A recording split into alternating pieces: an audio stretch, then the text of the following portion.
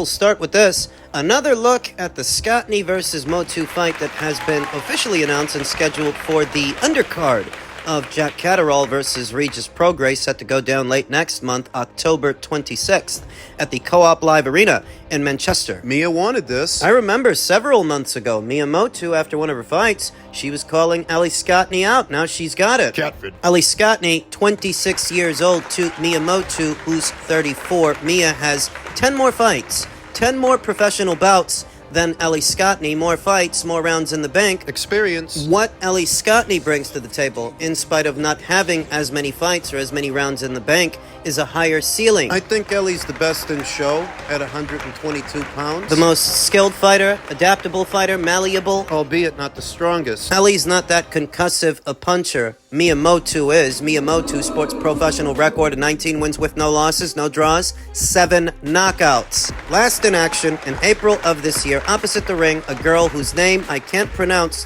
that Mia Motu managed to stop in just 2 rounds. She fought 3 times last year, and she's already fought once this one. This upcoming Scotney fight will be the second fight for Mia Motu this calendar year. And her first attempt at world title honors. Her very first world title fight. Both fighters going in are on roughly the same schedule. Both Mia and Ellie. Where Mia saw action in April, so did Ellie. Opposite the ring, then champion Sigolene Lafarve, who she outpointed over 10 rounds.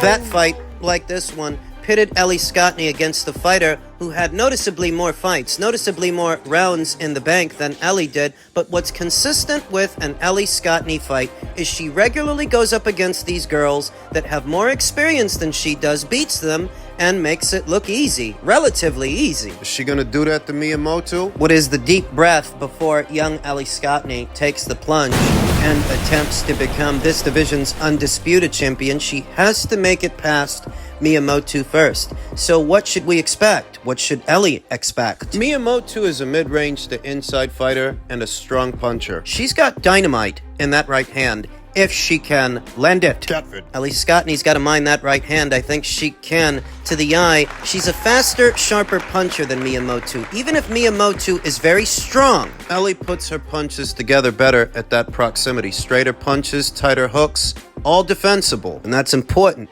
that she's not compromising defense for offense, leaving herself open. Mia Motu does. In the exchange, she can be caught. She has been caught by slower fighters, less skilled fighters than Ellie Scotney. Because Mia believes in her power and wants to do damage, I anticipate she's going to be the aggressor, Ellie's going to be the defender, fighting her off when she needs to. Mia is a Maori fighter. Those Maori people, they're tough, man. They can take a punch and they can give one. So I don't anticipate that Mia is going to get knocked out. But I do think she's going to get out-hustled. I do think Ellie Scotney's speed will be a deciding factor, and she will be able to regularly beat Mia Motu to the punch, mid-range to inside. In tandem with Ellie's form, as stated, her punches are straighter, her hooks are tighter, and it's all defensible. Where Mia Motu's punches are wider. Even if there's more on them, she sacrifices form to get them off. Leaves herself open to be caught in between by a sharpshooter. Ellie Scotney can be that. It's one of her strengths. She's like a chameleon in there. She can be exactly what she needs to be in the moment. Catford. Talk about the variety of punches, shot selection. Ellie shows better shot selection. She's not a headhunter. She goes to the head, she goes to the body. Sneaky body shots that can have an effect as a fight progresses, whereas Mia's combinations are less coordinated, more monotonous, and more predictable. You got a good idea what she wants to throw and what she wants to land. You can prepare yourself. Where Ellie's combinations are a bit more spontaneous, I want to say sneaky. Here you are protecting yourself from head punches, and before you know it, she touches you in the belly. Gets your attention. Even if Ellie Scotney isn't the most concussive puncher, a punch you don't see, a punch you don't brace yourself for, it can stop you in your tracks. Disrupt your rhythm. Ellie's speed and combinations, I think, will disrupt Mia Motu's rhythm, prevent her from getting any momentum going. Catford. So I like Ellie Scotney on points. I like Ellie Scotney to win a wide points decision. That's not saying that Mia Motu is a walk in the park. That's just saying that I think Ellie has all the ingredients to win this fight and go on to unify this division. Ellie Scotney on points is the pick. In men's super bantamweight news, earlier today we saw Naoya Inoue return to action against TJ Doheny, who we all expected him to beat, and he did, though perhaps not in the fashion we thought we would. Anticlimactic ending. In the early goings of the fight, you could see Inoue was taking a more cautious and careful approach, not coming out guns blazing, looking for an early knockout, inching forward and stalking TJ Doheny, fencing with the jabs, backing him into the ropes as TJ circled away. He spent the majority of this fight on the perimeter of the ring looking to set up a hard counter. Was very slow at the start, slower than I thought it would be. Likely because he knew he was taking a more measured approach than what we saw in his last outing with Luis Neri. Likely because he didn't want to suffer another early scare, an early knockdown. Doing too much too soon. He took his time. You don't need to be Burt Sugar to see that Inoue is faster than TJ or stronger than TJ, but Inoue's not just a fast set of hands or a strong punch. He's a marksman. Qualities like speed and power are easy to interpret and easy to appreciate, but Inoue is more than just a great physical specimen. He's a great boxer that exhibits great shot selection. TJ did his best to hang tight and hang tough. Hung in there. In what was a slow start, you could sense gradually that round by round, Inoue was gaining momentum. He's putting more and more punches together. Combinations. And going to the body. He was consistently going to TJ Doheny's body throughout the entirety of this fight. Seemingly a body shot is what did TJ Doheny in. Seemingly in the 7th round, where Inoue scored a TKO stoppage. He catches TJ with one downstairs, buckles him, and I don't know if TJ twisted his ankle or whatever it was. I don't know. Looking at it, my initial impression was that TJ could feel the pace quickening. He could feel the pace building. He could feel that Inoue was gaining momentum, opening up more and more, throwing more punches, and he knew, underneath it all, he knew what was about to happen. He could sense the end. That the end was near. Guys sitting with their jaws hanging on the floor. Yeah, what was it on the back? Like the sciatic? Just It's a muscle right above my hip, Sean. I just can't use my leg. all of a sudden felt the leg go dead, right? Right leg. I tried to push off. When I come back out, I tried to push off, and I went, nah. Yeah, no, you could see it, man.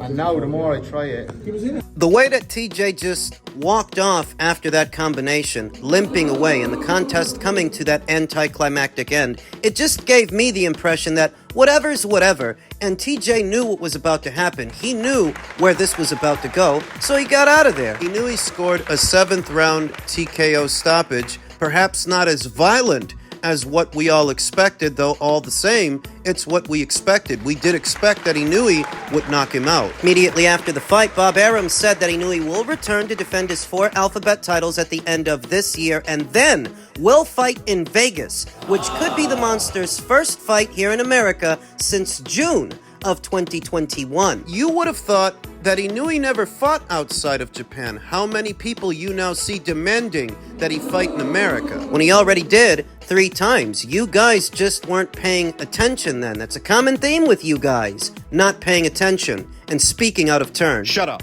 And so he will go on to face Sam Goodman before this year is out, which we already knew. And perhaps this performance will give Sam Goodman and his team a little bit more crew morale that Inoue didn't necessarily finish this fight with a monster finish. It was an anticlimactic finish, and Inoue looked a lot more reserved, cautious and careful in this fight than he did in the Neri fight earlier this year. I already see the bull birds chirping. Overanalyzing this fight, overanalyzing this performance, Inoue has reached a point to where there are a lot of people that are going to be hypercritical of him and everything he does and everything that happens in a fight. That's where he's at, which is uncommon for a 122-pound fighter. What has my attention is this potential Vegas fight that Bob Arum says might go down in April. A card that will also include Naoya Inoue's countryman Junto Nakatani as they move towards a Tokyo Dome showdown. So they're doing it. There has been a lot of talk about Inoue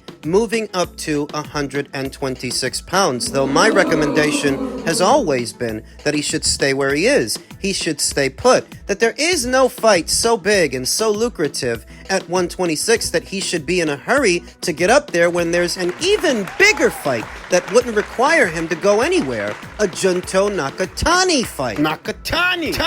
Junto Nakatani, who has also aligned himself with Top Rank. He is a 3-division champion, whereas Naoya is a 4-division champion. Junto is very big for these weights. A lot of height, a lot of length, a lot of power. He doesn't have the resume or the career accolades that Naoya Inoue has, but he's no less dangerous because of it. He's a threat.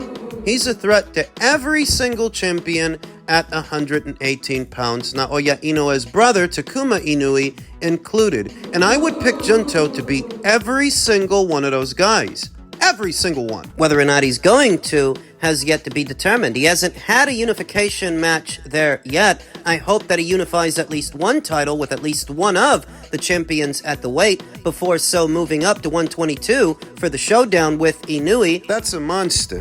That's a whale of a fight. So big a whale that there's no good reason for Inoue to leave 122 for 126 when that fight's bigger. The fight with Junto is a bigger fight, much bigger than any fight at 126 for Inoue, and Inoue needs to further acclimate to this division. He's not a big guy. TJ was noticeably bigger than him earlier today. So I wonder what they rehydrated to after the weigh-in. Grading Naoya Inoue's performance and what we saw, it seems like he learned a lesson in that Luis Neri fight to be a little bit more cautious and be a little bit more careful. Whether or not you want to chastise him for it, I don't see why you would. Improving on his defensive prowess, tightening up on his guard. Defensively, he was very sharp today, catching many of TJ Doheny's counters on the arms and gloves. Very little got in for TJ, and I thought he looked sharp. He'll need to be for the day that he is so confronted with Junto Nakatani. You're talking about two guys, not one. You're talking about two guys that have loads of firepower and speed. Defense might be what separates them. Defense and who's got more of it. I don't feel the need to overanalyze or overcriticize what we saw earlier today, because no matter what, he got the job done with relative ease, and he set the bar really high for himself. So when you do that, you're expecting drama every single time. People are. Congratulations to him for his second successful undisputed title defense at 122 pounds. In men's welterweight news, a startling revelation that took place just a few hours ago. Karen Chukadzian's promoters, P2M Box Promotions, have reportedly won the purse bid for the Jaron Ennis IBF mandatory rematch after outbidding Eddie Hearn's Matchroom. P2M Box, who are they? The fight for Ennis's IBF welterweight world title. It's unclear if he may now vacate. As his time at Matchroom progresses, it's looking less and less likely that Boots will see that dream of his realized of becoming this division's undisputed champion. Because it's just one hiccup after another. Veteran boxing scribe Jake Donovan said the final bid amount was actually a difference of $500,000. P2M's bid was in euros, which translated to just over $2 million in US dollars. Didn't they just go through a purse bid for Jaron Ennis' last fight? Another one? They did, when Cody Crowley was the mandatory challenger, but we know what happened. Cody ended up pulling out. Karen Chukadzian apparently won a final eliminator to become the mandatory, so here we are. But the fact that the orders came down so close to each other, one after the other. The IBF wasn't this Johnny on the spot when Errol Spence Jr. was IBF champion. And he was IBF champion for something like 5 or 6 years, having only ever satisfied one mandatory for the IBF. Only one ever got ordered, and that was Carlos Ocampo. The rest of the time, they didn't bother him. So when I see that they just came off of winning a purse bid for what was supposed to be the Cody Crowley fight, then another purse bid rolls around in a matter of weeks and months, it just seems to me like the IBF is putting pressure on a Matchroom fighter that they don't put on, say,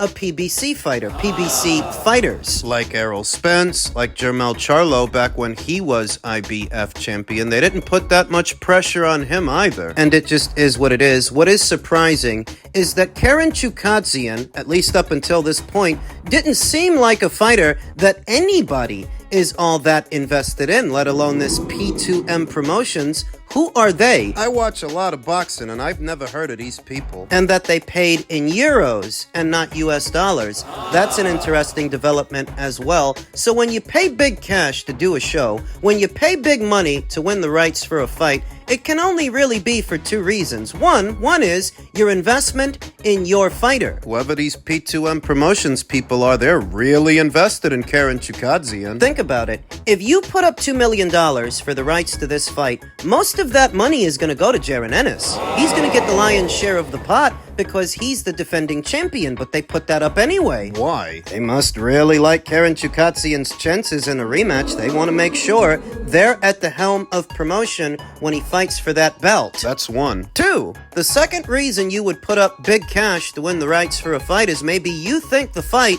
is a hot ticket. You think the fight will do well. Yeah, I don't think this fight is a hot ticket. And I don't think that's the real reason they put all that money up. In some other situations, that might be the case, but I don't think that's the situation in this one. I don't think that's the case here. Bit of strategy. It was questionable as to whether or not Boots was going to go through with this fight. So maybe what the people at P2M are thinking is if we win the rights to the fight, if we put up this money, he might decide to vacate. He might not go through with it if we're the ones at the helm of the promotion, at which point we get the belt without a contest. If he vacates. If he doesn't, and he goes through with the fight, well, we've got the advantage. Our fighter does, because we're the ones at the helm of the promotion and not Matchroom. The winning bid was just over $2 million.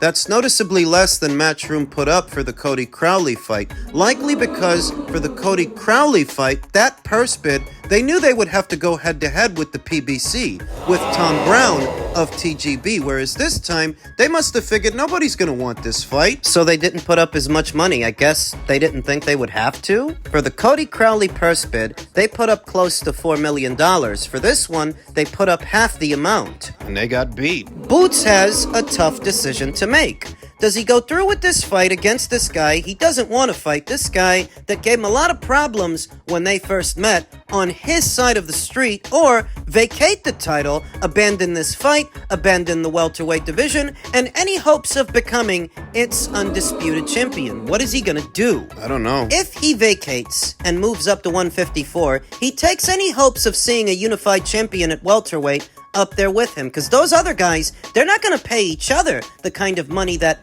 they are looking for. The division will stand divided and stay divided for the foreseeable future. If he drops his belt, if he vacates, and he moves up, whether or not you think that's a good thing, I'll leave such judgments up to you. We'll see what Boots decides to do.